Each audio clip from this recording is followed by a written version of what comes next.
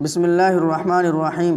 وعن البراء بن عازب رضي الله عنهما قال: كان رجل يقرأ سورة الكهف وعنده فرس مربوط بشاتين فتغشته سحابة فجعلت تدنو وجعل فرسه ينفر منها، فلما أصبح أتى النبي صلى الله عليه وسلم فذكر ذلك له فقال: تلك السكينة تنزلت للقرآن. متفق علیہ. براء بن عازب رضی اللہ عنہما سے روایت ہے، وہ کہتے ہیں کہ کان رجل یقرأ سورۃ الکہف، ایک آدمی سورہ کہف کی تلاوت کر رہا تھا. وعندہ فرس مربوط بشاتین، اور اس کے پاس ہی ایک گھوڑا دو رسیوں سے بندھا ہوا تھا.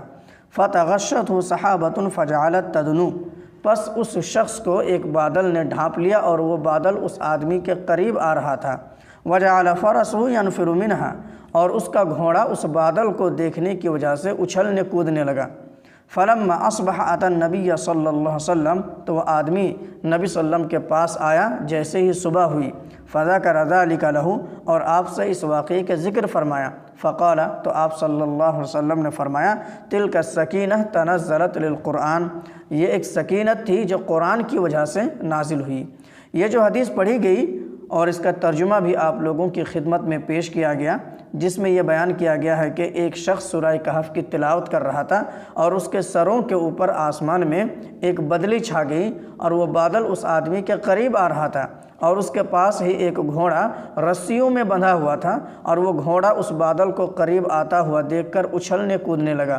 وہ آدمی نبی صلی اللہ علیہ وسلم کے پاس آیا اور آپ سے اس واقعے کے ذکر فرمایا کہ ایسا ایسا معاملہ ہوا کہ میرے بازو ہی میں ایک گھوڑا رسیوں میں بندھا ہوا تھا، اور میں قرآن کی تلاوت کر رہا تھا، سورہ کہف کی تلاوت کر رہا تھا، اور ایک بدلی میرے سروں کے اوپر چھا گئی اور وہ بادل میرے قریب آ رہا تھا، اور اس بادل کو قریب آتا ہوا دیکھ کر یہ گھوڑا اچھلنے کودنے لگا. تو نبی صلی اللہ علیہ وسلم نے فرمایا: تلک السکینہ تنزلت للقرآن، یہ قرآن کی وجہ سے تجھ پر سکینت نازل ہوئی. یہ بخاری و مسلم کی حدیث ہے. اس حدیث سے معلوم ہوتا ہے کہ قرآن کی تلاوت کرنے پر اللہ تعالیٰ کی جانب سے سکینت نازل ہوتی ہے. یہ سکینت کیا ہے؟ سکینت اللہ تعالیٰ کی ایک خاص رحمت ہے جو اللہ تعالیٰ اپنے نیک بندوں پر نازل فرماتا ہے، جس سے ان کے دلوں کو سکون اور اطمینان نصیب ہوتا ہے.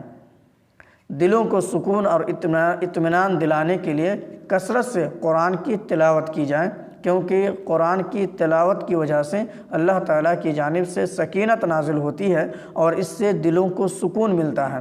لہذا ہم سب کو چاہیے کہ کثرت سے قرآن کی تلاوت کی جائے اور اس کے معنی و مفہوم کو سمجھا جائے اور اس پر عمل کیا جائے. اللہ تعالیٰ ہم سب کو قرآن کی تلاوت اور اس کے معنی و مفہوم کو سمجھنے اور اس پر عمل کرنے کی توفیق عطا فرمائے. آمین.